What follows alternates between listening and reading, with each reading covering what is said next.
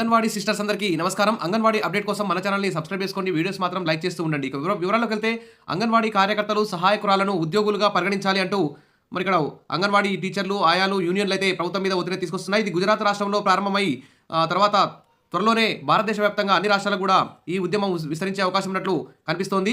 ఎందుకంటే కేంద్ర రాష్ట్ర ప్రభుత్వాలు అంగన్వాడీ టీచర్లు, ఆయాలకు అతి తక్కువ చాలని గౌరవ వేతనం పేరుతో శ్రమదోపిడికైతే గురి చేస్తున్నాయి.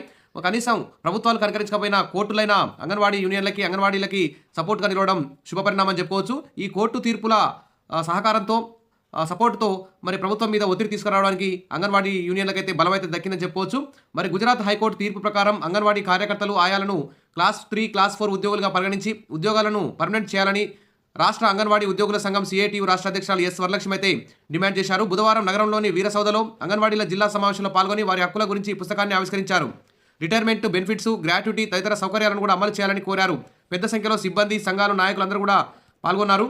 ఎందుకంటే ఒక అంగన్వాడీ టీచర్, ఆయా ఎన్నో రకాలైనటువంటి విధులు అయితే నిర్వర్తిస్తున్నారు.